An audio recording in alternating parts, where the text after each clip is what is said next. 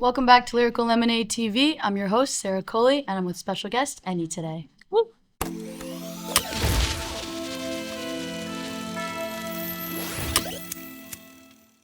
So it's your first time touring in the US. Yep. How has tour been so far? It's been cool. It's been fast. This is like only the second stop, so I'm not like really in it, but I'm enjoying myself. It's been nice to see that people really know the music. So yeah, I'm having fun. What's so far you think different about playing shows here? I think I can't lie, the crowd are a lot more friendlier. Like I really felt it's like there's a warmness, and sometimes I don't like feel that in like London. So I really like that. That was real nice. Do you think that's like a cultural difference? Yeah, I thought like we're a bit stush up in the UK.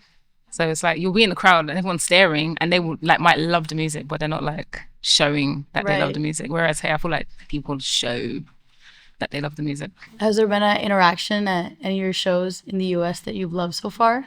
Do you know there was a moment where they were clicking on beat and I said, that's sick. That threw me off because it was so funny. But it was just like proper, like it was just wholesome. Yeah. Very wholesome. And I like that. It was really nice. I know that you mentioned in previous interviews that you want to be a rapper at like as young as 8 years old. Yeah. What inspired you that young to know that about yourself? So we used to have like this channel, music channel called Channel U, and I used to like do grime ciphers and stuff like that. And in a grime cipher, there would always be like one little kid that would rap, and I was like, oh, I just want to be that kid that like is rapping their bars. And so I think that's where it came from. I just wanted to be the really cool kid in a clique, and then it just progressed and passed out. Yeah, I feel like you bet on yourself very young. Yeah, I did. How important do you think that is at that age to believe in yourself to get to where you are today? I think it's important, but I don't think it's intentional. I feel like you get a gift and you don't know it's a gift at the time, but you're nurturing it. And if you have the right people around you to help nurture that gift, then it's kind of setting you up to like head in the direction that you want to go in. And I think I was fortunate to be like nurtured. Through family, friends. Yeah. That's And good amazing. music. I think being surrounded by good music was like a key factor because I have like an understanding of like what I think is quality music. And so, What music did you grow up around? Your family was listening to? like a lot of gospel, a lot of hip hop because of my brother. My sister was into like a lot of indie stuff and garage. So it was just like a whole bunch of like just a good palette of sound, and I think that really helps me. Are you the youngest? Yeah, I'm the Okay. baby. Yeah, that's probably why. What hip hop were you surrounded by? My brother was a Tupac like fanatic, so I really like Tupac. My first love as a child was Ja Rule, and so those are like the key moments. And then Missy Elliott as well. I think she was like very pivotal because of what just like a lot of that. How did you start writing? I just had a notebook and I would write, and I also had a keyboard and I would try and write songs as well. So I was just really always in my house with like music and stuff. And yeah, I think being like I had strict parents, so like I was always in the house. So I was always like just playing with music. When it comes to like the production aspect and the writing aspect, did you teach yourself that or did you have people kind of help you learn? Initially, I was teaching myself. And like when I went to uni at 18, I got a Mac and I bought Logic and I got some keys and I was like, boom, I'm gonna become the like sickest producer. But my beats were terrible. So then I started like getting like J Dilla beats and typing up type beats, and then that actually helped me like progress and start like making actual songs, which was the help. But now I regret that I didn't continue producing because I could be the sickest producer right now if I just like would have stuck to it. You think you'll go back to it? Yeah, I think you have to. Right. I think to like level up, you have to really understand. And only now you know the kind of music that you want to make. So now it's like before I was searching for sounds I'd already heard. And the more I evolved, the more I'm like trying to develop like a real sound of what I think Enny is. And so, What is that sound? The sound they describe Enny as? it beats me. It beats me, man. I just like to say I just rap, but I think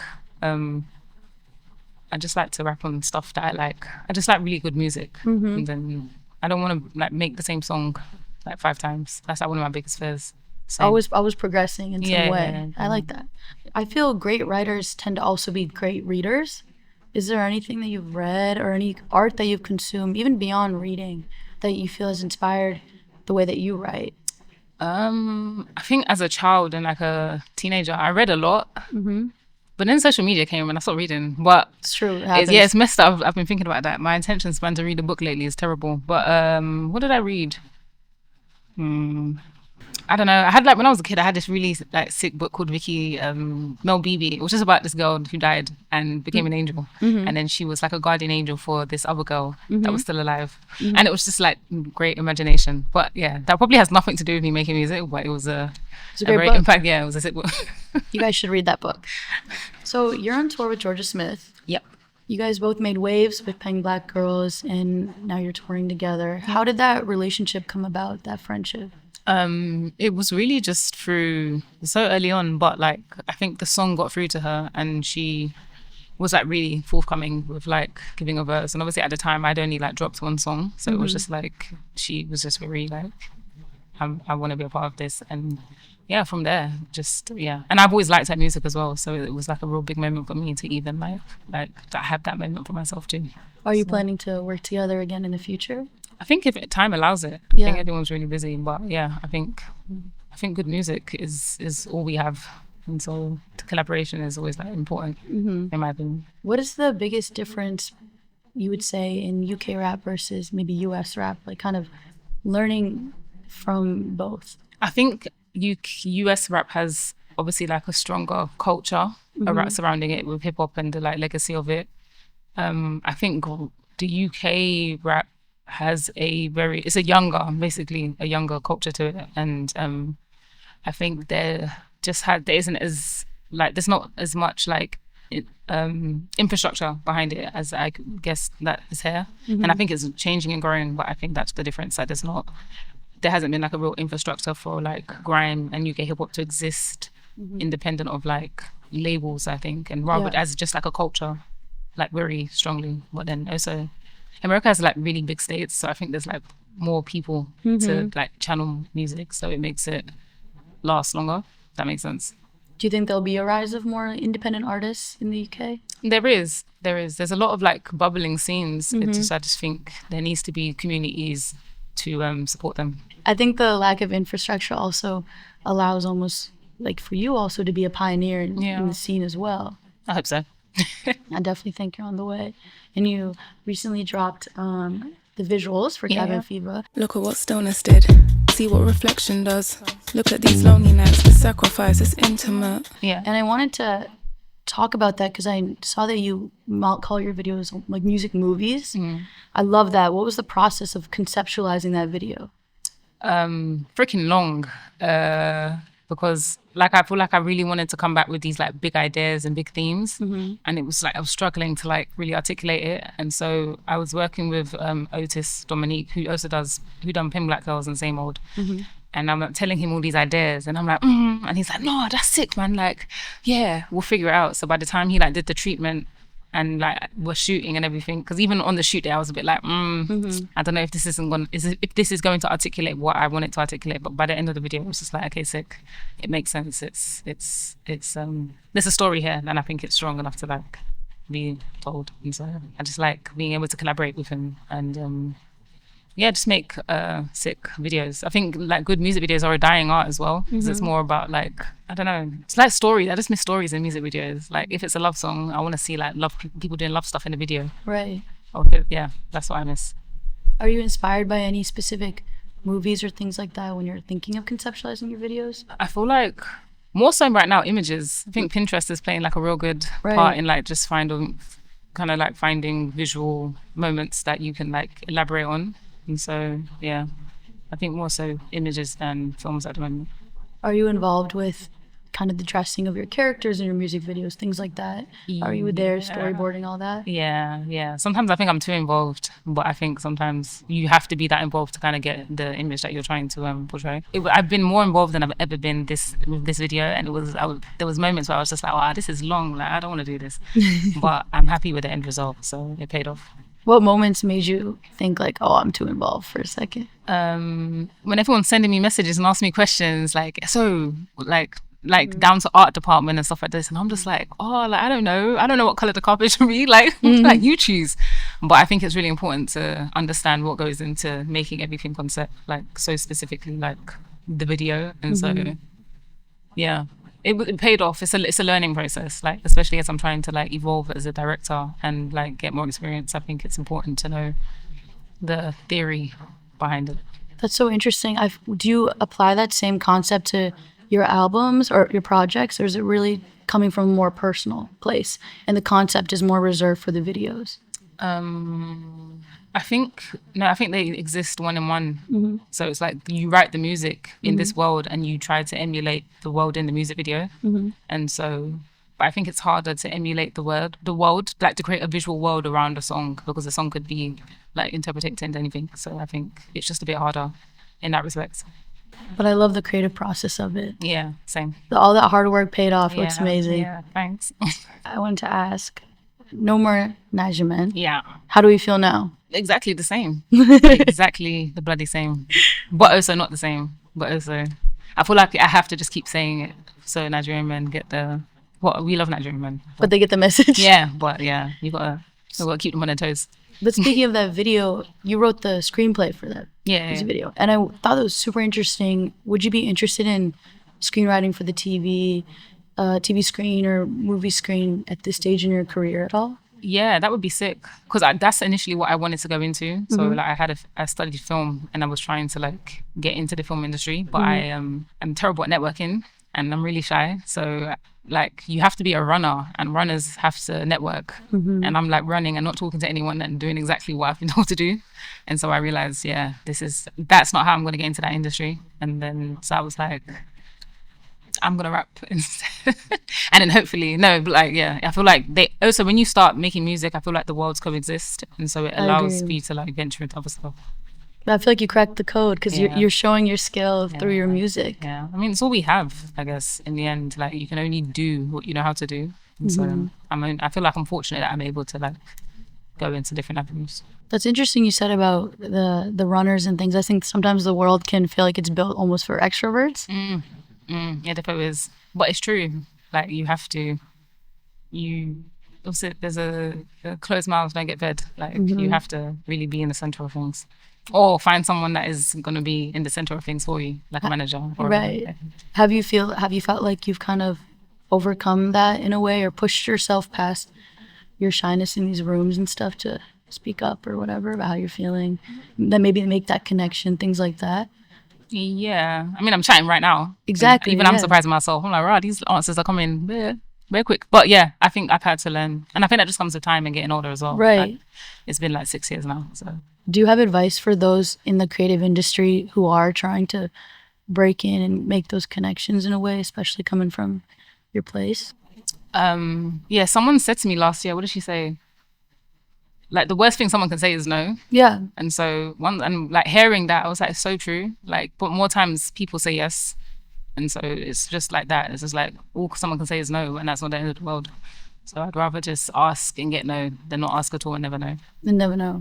And sometimes if you push yourself to ask, it might happen for you. Yeah, literally. Going back to the song, actually, No More Naija Men, I wanted to ask because there's a clip in the beginning of a little girl saying that she wants to marry a Nigerian man. It almost sounds like a home video. I'm gonna marry a Nigerian, and you're gonna wear gele to my wedding. My Nigerian. I wanted to ask what that was from.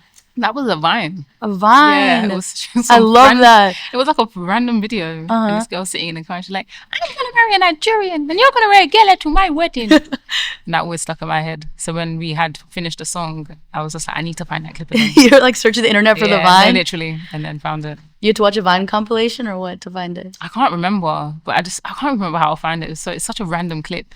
And it's so blurry as well, like it's very old. And so, yeah, I'm just happy I found it. That's so funny. I love that. You're Nigerian, as we've mentioned. How does your culture influence your music? It's kind of hard because I was raised in the UK. It's like, I feel like a lot of obviously like with my accent and like a lot of just cultural things is very British. But I think more so it's like who I am as a person is more so, I feel like how my Nigerian culture is impacting the music, just like my beliefs and like core family values and stuff like that is more so how it impacts the music.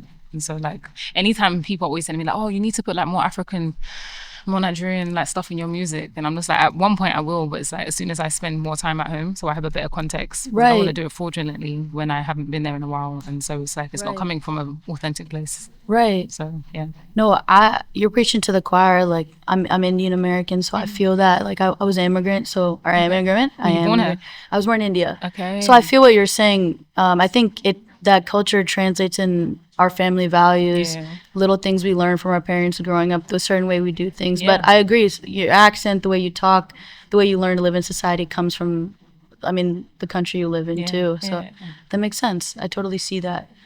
What is the best Nigerian dish for someone to try if they haven't tried it before? I feel like the basic thing would be to tell someone to eat jollof rice. Right. But I'm gonna say pounded jam and efforiro. That's my favorite food. Could you describe it a little bit? It's just a spinach vegetable stew with meat inside it, and then pounded yam, which is just heavily pounded yam. Fire. I've been like craving it, so I actually that was kind of asking for me. Is it? I'm so down. Yeah, I want to get it like this weekend. Like I'm not even. Have you joking. got good Nigerian restaurants in Chicago? We have a couple, but I don't want to act like a pro. No, I hear it. No, so I'm gonna find out. You should go this week. I'm thinking now. You should go and tell me. Actually, that's what we should. That's where my head has gone now. I'm just like, actually. So when you're a creative rut, what helps you get out of it? You feel a little stuck. I think like a lot of prayer, because I'm Christian. So like I think just like people always say that like God is the biggest creative, and I think that's true. So I think just realigning, and taking time away from like music and trying to find other stuff to do, so it doesn't feel like work. Because I feel like when you start focusing so hard on music, sometimes you kind of put yourself like blind. It's like get blinders. Yeah. So I think just space away, then coming back to it is a bit. What do you do in that space away? When you say you do other stuff, beats me, to be fair.